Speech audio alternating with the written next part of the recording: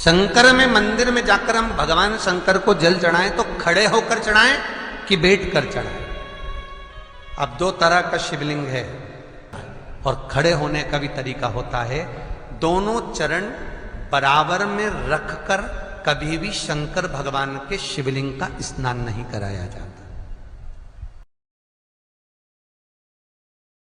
ओम नमः शिवाय। जय महाकाल। शिव महापुराण के अनुसार शंकर जी पर जल चढ़ाने का भाव वर्णित किया गया है कि शंकर भगवान पर जल खड़े होकर चढ़ाएं या बैठकर। अब दो तरह का मंदिरों में शिवलिंग का निर्माण होता है। एक शिवलिंग विष्णु शिवलिंग और दूसरा शक्ति पार्वती शिवलिंग। दो तरह के शिवलिंगों का निर्माण होता है। एक जमीन के ऊपर जो बिल्कुल डायरेक्ट जमीन के ऊपर होता है जिसमें जलाधारी होती है। दूसरा स्टैंड के ऊपर होता है जिसके पास माता पार्वती का हस्तकमल होता है। इसलिए मंदिरों में जो शिवलिंग है उसे हमें पता करना है कि वह शिवलिंग कौन सा है।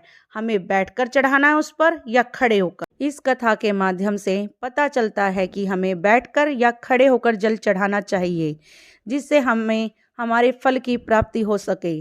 तो सुनिए कथा में पंडित मिश्रा जी से। शंकर पर जल चढ़ाने का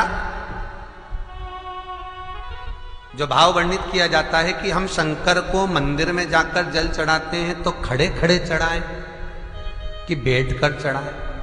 बहुत ध्यान देना साहब। शंकर में मंदिर में जाकर हम भगवान शंकर को जल चढ़ाएं तो खड़े होकर चढ़ाएं कि बैठकर चढ़ाएं। अब दो तरह का शिवलिंग है। मंदिरों में दो तरह का शिवलिंग का निर्माण होता है, ठीक है। एक विष्णु शिवलिंग, एक शक्ति पार्वती शिवलिंग। दो तरह का शिवलिंग मंदिरों में होता है। दो तरह का शिवलिंग मंदिरों में होता है, समझ लेना बहुत अच्छी तरह से। एक शिवलिंग वो होता है जो जमीन पर डायरेक्ट जलाधारी रहती है, शिवलिंग रहता है। ऐसी जलाधारी पूरी की पूरी और शिवलिंग जमीन पर रखा रहता है, भूमि पर रखा रहता है, डायरेक्ट जमीन पर। आप जल ले जाकर चढ़ाए, निकल गया रास्ते से। एक शिवलिंग जो जमीन पर डायरेक्ट शंकर भगवान की जलाधारी और शिवलिंग रखा रहता है वो शक्ति शिवलिंग कहलाता है। माता पार्वती का हस्तकमल उस शिवलिंग के सम्मुख में। और दूसरा शिवलिंग एक डमरू जैसा होता है। अब वो हम उसको कैसे वर्णन, एक डमरू शिवलिंग होता है। ऐसा उसका स्टैंड होता है, ऐसा स्टैंड होता है। नीचे शिवलिंग रखने की जगह होती, फिर ऐसा होता है, फिर उसके ऊपर इस तरह शिवलिंग रखा होता है। देख, दर्शन करें आप लोगों ने। अब फिर इसके ऊपर शंकर भगवान का शिवलिंग रखा होता है, ठीक है। इस तरह का जो शिवलिंग होता है, एक डायरेक्ट नीचे रखा हुआ शिवलिंग और एक भगवान जो नीचे डमरू जैसी आकृति होती है, इस पे जो डमरू जैसा जो भाग बना होता है ये भगवान विष्णु का हस्तकमल है और ऊपर का जो भाग है वो भगवान ब्रह्मा का हस्तकमल है। इसको विष्णु शिवलिंग कहते हैं।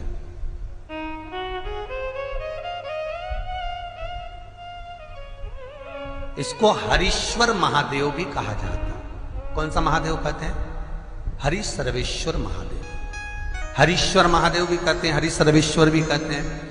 तो डमरू जैसा जो शिवलिंग का निर्माण हुआ है मंदिर में, अगर शिवलिंग ऊंचा है, शिवलिंग थोड़ी सी हाइट पर है, ऊंचाई पर है, और डमरू जैसा भाग फिर उसके ऊपर जलाधारी के बाद शिवलिंग निर्माण किया गया है, तो वो विष्णु शिवलिंग कहलाएगा, वो हरीश्वर शिवलिंग कहलाएगा, वो हरिवंश शिवलिंग कहलाएगा, हरीश्वर कहलाएगा। और जो डायरेक्ट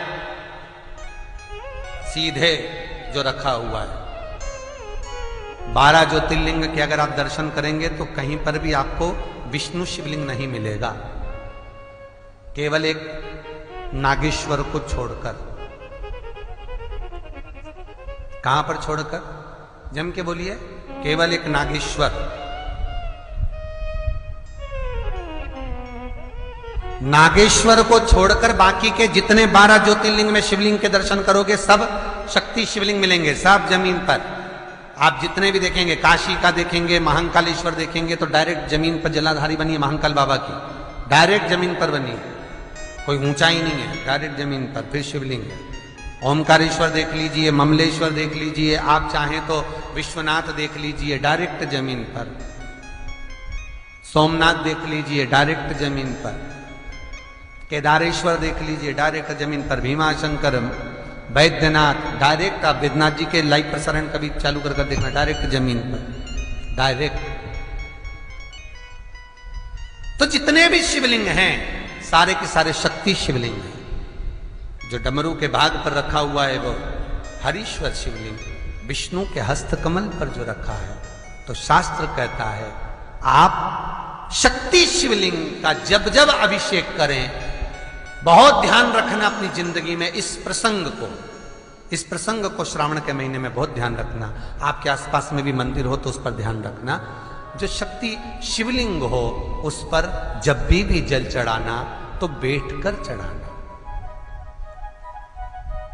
बैठकर चढ़ाना। शक्ति शिवलिंग पर जब भी जल चढ़े, भले शिवलिंग कितना भी ऊंचा हो, कितना भी ऊंचा हो, तो संघी से चढ़ा दो, पर जल बैठकर चढ़ाइए। भले शिवलिंग ऊपर है, पूरा तरह से हाथ नहीं पहुंचा। जैसे सोमनाथ जी में अब शिवलिंग कितना बड़ा है, महाकालेश्वर का शिवलिंग कितना बड़ा है, तो उसको तो बैठकर स्नान नहीं करा सकते। भले शिवलिंग कितना भी ऊंचा हो, पर अगर भूमि टच है, शिवलिंग अगर भूमि टच है, शक्ति शिवलिंग है, तो भले आधा शिवलिंग नहाए, आधे पर पानी जाए, पर बैठकर ही स्नान कराया जाता है।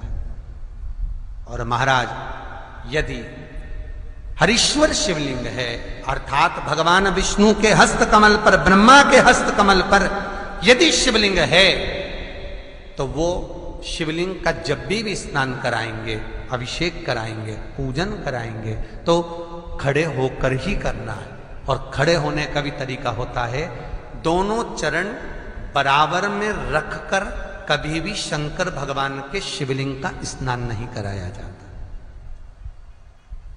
महाराज दोनों चरण बराबर रखकर, अगर हरीश्वर शिवलिंग है, किसी मंदिर में शंकर को जल चढ़ाने के लिए आप गए हो और शंकर को जल चढ़ा रहे हो, तो हरीश्वर अगर शिवलिंग है तो दोनों पांव बराबर रखकर नहीं, एक सीधा चरण थोड़ा सा आगे रखिए और उल्टा चरण थोड़ा सा पीछे रखकर भगवान शंकर का जलाभिषेक करने पर लक्ष्मी जैसे अपने चरण रहते हैं, भगवान शंकर उसी तरह से लक्ष्मी को दौड़ाते हुए अपने घर में प्रवेश कराते हैं। लक्ष्मी भागती हुई, अगर जो पुष्टि मार्ग से जुड़े होंगे, जो भगवान ठाकुर जी की सेवा करते हैं, पुष्टि मार्ग से जुड़े हों, श्रीमद वल्लभाचार्य जी से, वल्लभ कुल बालकों से जिनका ब्रह्म संबंध हुआ है, ऐसे अगर जीव हैं, वैष्णव जीव हैं, तो वो दर्शन करते होंगे ठाकुर जी, यमुना जी और महाप्रभु जी का। तो कैसा दर्शन करेंगे? श्रीनाथ जी का दर्शन करेंगे तो दोनों पांव श्री जी बाबा के, मेरे ठाकुर जी के बराबर पर है, नाथ द्वारा वाले श्री जी बाबा के, गोवर्धन नाथ जी के दोनों पांव चरण बराबर। श्रीमद वल्लभाचार्य जी का दर्शन करेंगे तो दोनों चरण बराबर के फोटो में मिलेंगे। पर यमुना जी का अगर आप दर्शन करेंगे, पटरानी यमुना जी का जब दर्शन करेंगे, तो यमुना जी का चित्र का दर्शन करेंगे तो यमुना हमेशा एक पांव यमुना जी का आगे मिलता है। क्यों? जो वैष्णव ठाकुर का दर्शन करे, श्रीमद वल्लभाचार्य जी के अनुसार भगवत चर्चा करे, उसके यहाँ यमुना भक्ति निरंतर प्रवेश करती जाए। इसलिए भागता हुआ चरण, दौड़ता,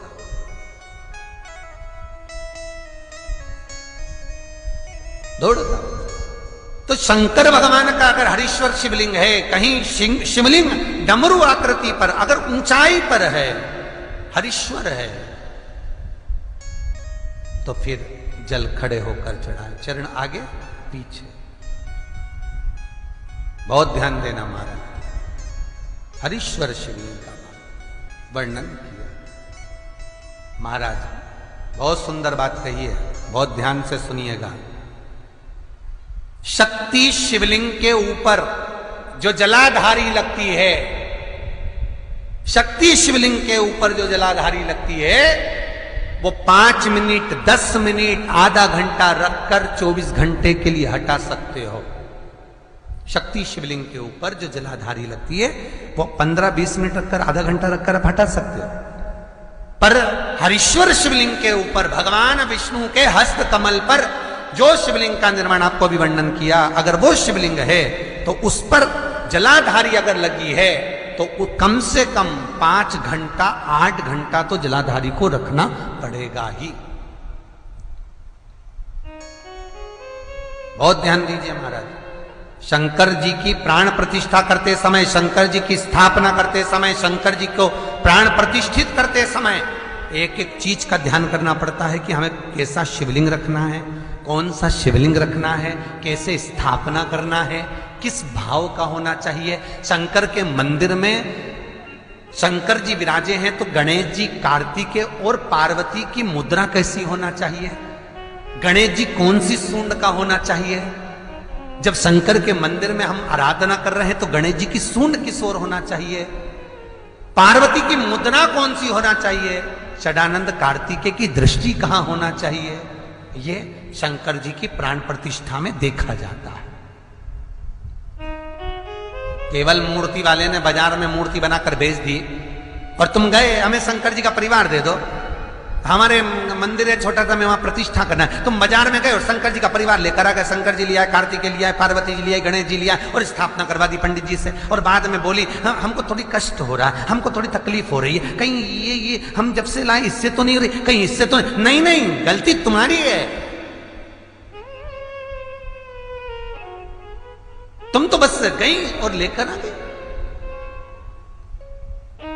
यहां तक शिव महापुराण की कथा कहती है कि तुम्हारे घर की मूर्ति जितनी पुरानी होती है उतना सुख देती है। आपको पहले भी कथा में कहा, दिया और मूर्त पुरानी होगी चलेगी।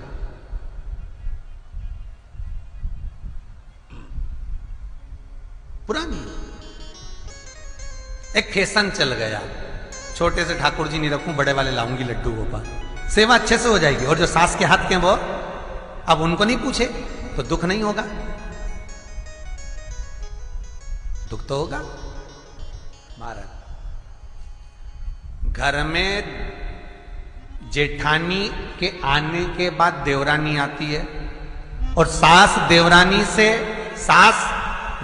से बहुत लाड लड़ाती है, छोटी बहू ले साड़ी पहन ले, ये ले रकम ले, ये ले हैं। सास जब छोटी को बहुत कुछ करती है तो जेठानी का जीवड़ा जलता कि नहीं जलता, बोला तो सही थोड़ा बहुत तो लगे, बताओ हमको तो कभी नहीं करा, हमको तो ऐसा करे ही नहीं, हमको तो ऐसा करे ही नहीं। उसी तरह आप नए भगवान लेकर आ गए, नई ठाकुर जी लेकर आ गए और छोटे ठाकुर जी पहले के हैं।